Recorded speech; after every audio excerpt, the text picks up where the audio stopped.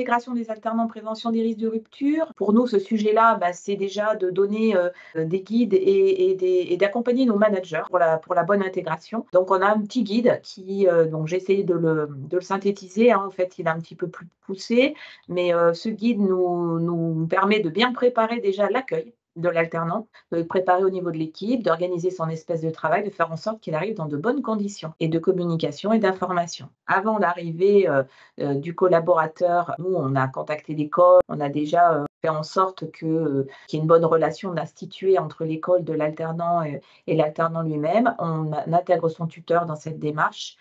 Tout le monde doit connaître les interlocuteurs des uns et des autres et le manager doit avoir son planning, tout le programme et accès à la plateforme pour bien suivre tout au long du parcours l'alternant. Ça se passe dans de bonnes conditions. Le jour J, on accueille l'alternant, présente aux équipes, le tout étant de développer ce sentiment d'appartenance, hein, aussi, de lancer cette dynamique d'échange. Récupérer bien sûr le matériel de travail, faire en sorte qu'il ait tout son matériel le jour même. Nous avons des outils, des documents qui sont mis à la disposition des alternants qu'il faut qu'on leur donne effectivement dans l'accueil. Donc là, on est dans de l'accueil et de l'intégration, comme pour tout salarié, hein, qui arrive bien évidemment. Et spécifiquement, l'alternant a la particularité par rapport à son contrat. Donc nos assistantes RH, par exemple, leur font un entretien à l'arrivée pour leur expliquer un petit peu les particularités de leur contrat. On parle du temps de travail, donc ils ont toutes les informations sur le temps de travail de l'alternant pour qu'il déclare ses heures. On suit son temps de travail. Nous, ce qu'on a fait, c'est qu'au niveau du groupe, on leur donne 5 jours d'absence pour des révisions par an. C'est des petits avantages qu'on leur propose pour que leur jour de congé soit fait pour se reposer. Et puis, tous les ans, quand ils sont au moment des révisions, ils ont 5 jours d'absence rémunérés par an. Ils sont aux horaires variables aussi. Ça, c'est des facilités qui leur permettent de bien, justement, organiser, hein. On sait très bien que leurs difficultés, pour certains, nous, en tout cas, ils sont basés à Grenoble, en entreprise, ou à Clermont ou à Annecy, et puis leur école est à Lyon. Bien évidemment, on doit aussi leur faciliter cette alternance un peu physique. Les lundis matins, s'ils veulent, ils peuvent, horaire souple, ils peuvent arriver un petit peu plus tard. Inversement, le vendredi, finir plus tôt. Ils ont cette souplesse d'horaire quand même qu'ils apprécient bien. Sur la rémunération, on a effectivement une politique de rémunération plutôt favorable, puisqu'on leur donne un pourcentage du salaire minimum conventionnel, que ce soit pour des contrats d'apprentissage ou contrats de professionnalisation, qui leur permet d'avoir un petit peu plus que le pourcentage du SMIC. On prend la part la plus favorable et ils ont donc 13e mois, cote par prime de vacances, et donc ils ont une prime de fin d'alternance, qui est une sorte de prime par objectif. On leur fixe des missions. Et puis, il y a un formulaire d'entretien qui existe, on évalue leur progression, on fait un petit bilan à la fin de leur année d'alternance et comme pour les collaborateurs qui ont une prime d'objectif, eux, ils ont jusqu'à 3% de leur rémunération annuelle au prorata de la durée de présence qui leur est attribuée à la fin de leur année d'alternance. Ils ont accès à ils sont éligibles à donc tout ce qui est intéressement, participation. Comme pour le groupe, ils ont les frais de transport, donc à hauteur de 75% donc de leurs frais pour venir travailler, ou alors une indemnité de transport s'ils prennent leur véhicule personnel, qui leur est versé tous les mois. Et ensuite, on a une petite communauté de tuteurs, on va dire, qui permet aussi de bien accompagner nos tuteurs, nos managers dans leur rôle, leur mission, dans l'accueil, dans tout l'accompagnement tout au long des missions, de soutien, de motivation, de mise en relation, tous ces modes de fonctionnement c'est très intéressant. Plus le tuteur est outillé et formé, mieux l'alternance se passe bien. C'est là que je parle d'un rôle fédérateur aussi des services RH. Les RH sont facilitateurs du développement de compétences pour les alternants, les stagiaires, les tuteurs. Donc ça veut dire sur la part recrutement, hein, l'importance d'élaboration des offres, des contacts écoles, de l'intégration des alternants avec un entretien personnalisé, de créer une communauté d'alternants. On organise un séminaire d'intégration. Voilà, ça permet vraiment de les associer. Et puis la professionnalisation de la fonction tutorale qui est très importante. Il y a une formation qui s'appelle «J'accompagne mon alternant» qui dure, c'est 3 modules de 2 heures, c'est 6 heures de formation pour parler du rôle des missions, pour parler d'adaptation de la au tuteur pour lui demander, enfin le former à adapter sa pédagogie et sa communication. Et puis pour savoir préparer le bilan, évaluer aussi son alternant. Il y a une prime, hein, tutorat qui est versée pour ces tuteurs. On intègre un objectif de fonction tutorale sur leur entretien annuel Et puis, on essaye de fédérer autour de cette fonction. On a parlé du guide qu'on leur donne. Il y a un petit club RH Manager qui existe de manière plus large, mais sur les tuteurs, on a fait voilà, un regroupement des tuteurs où ils peuvent se parler entre eux, faire des retours d'évaluation des écoles, de ce qu'ils traversent et pour pas qu'ils se sentent isolés chacun avec leur alternant. Et puis nous, au niveau RH, le suivi des relations avec les écoles qui est très important pour l'accompagnement individuel tout au long du parcours qui doit être soigné pour, prévenir les ruptures. Nous, on prend, on va dire, la suite du recrutement, donc à partir de l'arrivée de l'alternant. Donc dans les actions qu'on met en place, alors, il faut savoir donc il y a 2 ans, on n'avait pas vraiment de politique d'alternance, on n'en a même pas encore écrit, véritablement. Voilà, au fur et à mesure des années, on essaye de se structurer et notamment donc, sur la partie intégration puisque, bah, aujourd'hui, alors les alternants sont accueillis, de la même manière qu'un salarié, classique, hein, dans le cadre de notre onboarding et après on organise, une journée d'intégration alors, qui est la même que celle de nos salariés en CDI ou en CDD. Pour autant, on en fait une spéciale alternant. Pourquoi? Bah, pour leur permettre de se connaître entre eux, de créer du lien au sein de cette communauté d'alternants qu'on a envie d'animer tout au long de leur année, chez nous. Donc voilà, c'est une journée qui est placée, sous le signe de la convivialité, avec une matinée consacrée, bah, à la découverte du logement social, aux valeurs de l'entreprise, à nos métiers, nos outils et puis, une après-midi qui est plutôt orientée, sur, la découverte de notre patrimoine avec, une visite de résidence, organisée par un gardien qui présente également son métier et puis une petite découverte, de nos locaux et notamment de notre siège et la rencontre avec d'autres acteurs du logement social et au travers de la découverte des services. En parallèle, on organise également, des formations pour nos tuteurs. L'objectif de cette formation, c'est vraiment de leur permettre d'identifier leur rôle et de comprendre leur mission en tant que tuteur. Ça va être, bah, de maîtriser, les différentes techniques, de transmission des compétences, de s'approprier, bah, des outils méthodologiques aussi pour accompagner, les jeunes collaborateurs parce que, comme le disait Julien tout à l'heure, c'est vrai que ces alternants, ils ont besoin, d'être accompagnés, ben, sur l'acquisition de compétences, techniques, en lien avec leur diplôme, mais aussi, et ben, des compétences, en termes de savoir-être en entreprise, voilà, le respect des horaires, avoir une tenue correcte, toutes les règles qui sont, élémentaires, en entreprise, que nous, on a intégrées, hein, les codes entreprises, mais qui sont, fondamentales aussi à transmettre à nos alternants. Donc ça, c'est un point aussi, sur lequel on insiste auprès de nos tuteurs, pour qu'ils puissent accompagner au mieux nos alternants. Ensuite, au niveau de la communication interne, les réseaux sociaux, on travaille en proximité avec, notre responsable communication et donc on clôture un petit peu cette première phase d'intégration par un petit article qui met à l'honneur, nos alternants. On leur ouvre accès à un petit groupe Teams qui leur permet, bah, voilà, d'échanger de manière informelle, de faire de la redescente d'infos, de donner des news, d'organiser, bah, des petits événements, type after work, déjeuner entre alternants. Ce groupe-là, il est, animé par notre alternante qu'on a au niveau du service, formation et donc c'est un groupe qui vit, voilà sur toute la durée du contrat des alternants. À mi-année, donc on prépare la campagne de recrutement en préparant des petites vidéos. On a sollicité nos alternants cette année pour qu'ils parlent de leur alternance. L'idée, bah, c'était, voilà, de travailler sur notre marque employeur, d'attirer, nos futures pépites et de leur donner envie, surtout de venir travailler chez nous. Et puis on termine, au mois de juin avec l'organisation d'un petit événement de clôture qui regroupe, bah, à la fois les alternants, mais aussi les tuteurs. L'idée, voilà, c'est de se retrouver autour d'une réunion et d'un déjeuner, et de terminer l'année, on va dire, dans un moment convivial. Voilà. Donc, je vous ai mis un petit peu notre planning d'animation, sachant que voilà, on a structuré ça, cette année de cette manière-là.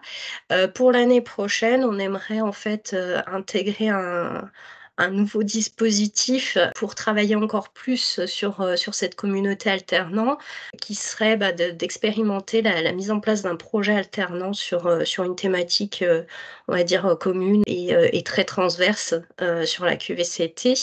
Voilà, donc l'idée, ce serait de les faire travailler en sous-groupe autour de cette thématique, et chaque sous-groupe présentera, en mode projet, et en mode pitch devant un jury, son projet. Le jury choisira, le meilleur projet, et il sera ensuite mis en œuvre, à l'occasion de la semaine de la QVCT. Voilà, donc ça, c'est vraiment, dans l'idée de pouvoir, développer encore plus, cette communauté alternante, de leur montrer aussi, qu'au-delà de leur mission, dans le cadre de leur alternance et de leur service, ils peuvent contribuer aussi, à des missions transverses, au sein de l'entreprise. Donc là aussi, on travaille sur notre attractivité et l'envie, finalement de fidéliser ces jeunes et de les garder au sein d'Aliade Habitat. Pour vous proposer un petit aperçu aussi sur une étude qu'a réalisée Uniformation sur le devenir des alternants et notamment un focus au niveau des ruptures où on peut s'apercevoir sur les principales données qu'on a à peu près 11% des contrats en alternance que nous accompagnons et que nous finançons qui sont sujets à une rupture. C'est un taux qui reste louable puisque on ne dépasse pas la moyenne nationale, mais ça reste encore un pourcentage trop élevé sur lequel également l'OPCO Uniformation souhaite réduire, réduire ce taux de rupture. Généralement, on va avoir une grosse proportion de taux de rupture dès les 6 premiers mois du contrat. Généralement, puisque les deux parties, que ce soit le jeune ou l'entreprise, s'aperçoivent qu'ils ne sont peut-être pas faits pour mener un parcours en alternance ensemble. Et on observe ensuite qu'on aura une proportion très bien moindre entre les 6 et 12 mois de contrat. Généralement, ça va toucher des situations un petit peu cristallisées et qui ont malheureusement, qui prennent le chemin de la rupture. Suite à la rupture, et avec cette étude de cohorte qu'on a fait pour ces personnes-là, auprès d'elles, on s'aperçoit souvent que donc là, on est sous le regard du jeune, hein, les jeunes qui ont répondu, qui étaient concernés par ces ruptures, qui ont répondu à notre enquête. Ces personnes vont chercher un autre employeur qui pourra proposer des missions qui leur correspondraient le mieux, notamment dans le cadre de leur suivi et de leur formation diplômante. On retrouve aussi des poursuites de formation sans avoir recours à l'alternance. On a souvent des universités et des facs aussi qui ont cette capacité de proposer aux personnes qui ont eu malheureusement un parcours interrompu, de retourner en formation initiale, souvent avec un stage professionnel à la fin, mais on sera en dehors du schéma de l'alternance. Et puis, on a aussi une belle part, à 5%, de personnes qui vont plutôt se réorienter, toujours sans avoir recours à l'alternance, et qui vont se diriger vers un nouveau diplôme. On a aussi en chiffre clé parmi près de 80% de nos répondants qui ont répondu que l'interruption de parcours était de leur propre chef, c'est-à-dire que ça provient de l'alternant, du jeune. Donc ça subodore aussi qu'on a un gros travail à faire au niveau OPCO, mais aussi main dans la main avec les employeurs pour les inciter ou les fidéliser, notamment dans les entreprises de l'habitat social et plus généralement aussi sur l'ensemble des métiers que nous couvrons dans le périmètre cohésion sociale. Ils vont invoquer de prime abord une rupture d'un commun accord, ce qui laisse entendre qu'il y a quand même une voie de conciliation en amont et de dialogue, où les deux parties vont pouvoir se mettre d'accord sur la rupture de contrat. On a aussi des démissions à 26%. Et sur une proportion plus rassurante et moindre, 4% de licenciements donc, du fait de l'employeur, ou alors des échecs aux examens qui arrivent en dernier à 3%. Et on a aussi, les ruptures aussi recouvrent tout un tas d'autres motifs qui sont quand même à 20%, sur lesquels on pourra moins vous détailler, mais il peut y avoir des questions de tuteurs non remplacés, de problèmes d'attente de la part du jeune au niveau de la formation qui finalement ne correspond pas. Voilà, il peut y avoir encore d'autres motifs qui viennent à arriver en queue de cortège. Aussi, dans ces ruptures, souvent, ce qui est mis en avant par les jeunes, c'est une mauvaise expérience au sein de l'entreprise accueillante. Donc là, ça indique aussi le fait que l'école avec les jeunes doivent aussi pouvoir, quand la possibilité leur est offerte, de pouvoir bien sensibiliser déjà sur les missions du poste, mais également sur l'environnement, les métiers de l'entreprise en question avant de se lancer dans un contrat en alternance. On remarque aussi des postes qui correspondent pas au profil ou aux attentes. Donc là, on est également le jeune doit être sensibilisé, mais l'employeur doit aussi avoir sa part. Et bien sûr, c'est le cas, mais des fois, peut-être plus insister sur les attendus de l'employeur sur le poste en alternance qu'il va offrir aux jeunes. Il peut arriver aussi des petits aspects j'ai envie de dire, de concurrence en termes de marque employeur et de qualité d'offres alternance proposées, où certains jeunes à 18% vont se diriger vers une autre entreprise qui pourrait répondre au mieux à leurs attentes en termes d'alternance. On retrouve aussi des situations normales de personnel ou familial, ou également quelques défauts d'orientation d'origine qui vont engendrer des réorientations comme principal motif sur les ruptures. Je vais laisser la main à mon collègue Jean qui va pouvoir aussi vous expliquer un petit peu et vous présenter différents groupes de travail qui ont eu lieu sur la partie référence alternance chez nous.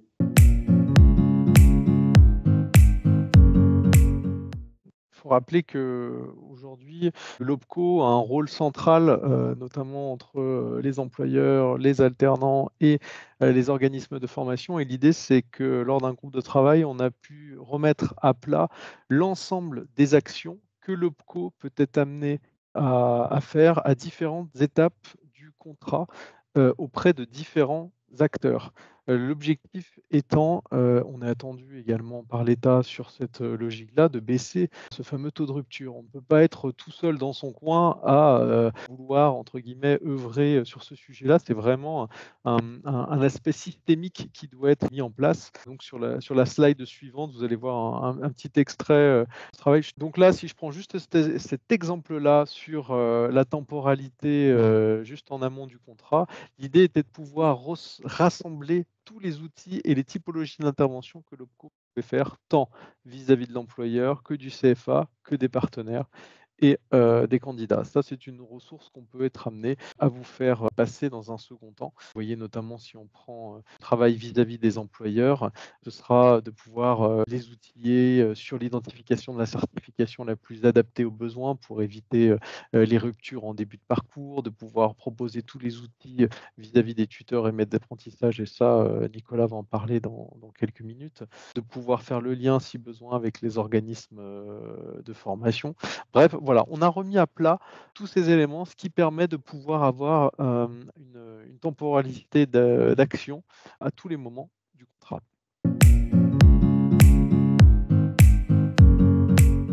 Effectivement, on voulait vous proposer aussi quelques petites ressources documentaires, notamment sur des sites de référence, notamment on retrouve la Banque des Territoires ou des revues spécialisées RH sur des exemples de bonnes pratiques sur la réduction et la prévention surtout aussi, c'est ça l'essentiel avant l'embauche des ruptures de contrat. Identifier aussi certaines conséquences côté jeune ou côté employeur, notamment avec l'étudiant.fr.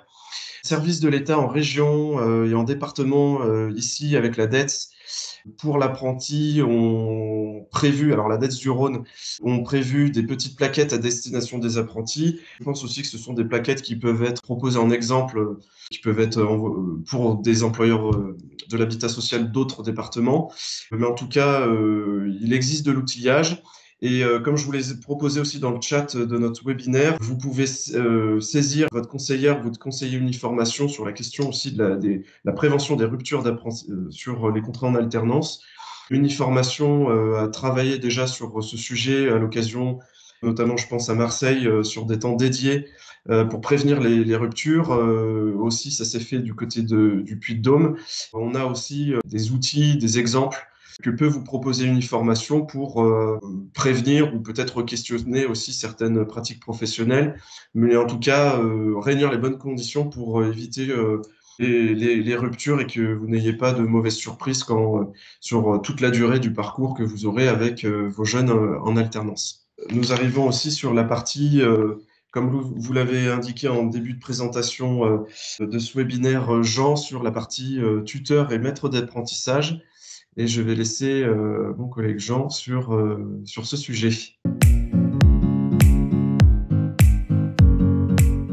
Il existe, on ne va pas revenir sur le rôle et les missions du tuteur, hein, puisque ça, c'est un aspect légal que vous maîtrisez toutes et tous, hein, et sur lequel vous savez que vous pouvez être amené à nommer un tuteur selon son année d'expérience par rapport à un diplôme ou voilà, tous ces sujets-là qui est cadré juridiquement, mais on voulait plutôt mettre l'accent sur le fait que nous mettons à disposition différentes formations dédiées. Alors, on a entendu que, je crois que c'était du côté de CDC, on avait un temps de formation spécifique en interne qui était prodigué, mais voilà, pour essayer de pouvoir avancer sur ce sujet-là, on a également mis à disposition une offre clé en main qui vous est accessible à tout adhérent d'Uniformation pour pouvoir former vos différents tuteurs et maîtres d'apprentissage sur le sujet, avec notamment une formation, une action de formation avec un vernis spécifique dans le secteur du soin et du social, et une autre plus généraliste. Voilà, c'est des formations qui se font à distance. Outil également qu'on a élaboré, un guide sur l'alternance qui est téléchargeable, qui ressemble de près ou de loin à toutes les actions qui sont mises en place, notamment par Aliad et par CDC, hein, donc on ne va pas réinventer la roue, mais peut-être trouver quelques éléments complémentaires. L'avantage de cet outil, c'est qu'il va être remis à jour dans très très peu de temps, en intégrant notamment tous les travaux qui ont été issus du groupe de travail dont je vous ai parlé tout à l'heure. Et puis voilà, il y a également une possibilité auprès de vos conseillers et vos conseillères de vous mettre à disposition à destination de vos maîtres d'apprentissage et tuteurs, plutôt des outils à vocation RH pour celles et ceux qui seraient un peu en manque sur ce sujet-là. Voilà, le groupe des référents alternance avait élaboré quelques petits travaux sur ce sujet-là, donc n'hésitez pas à revenir vers nous.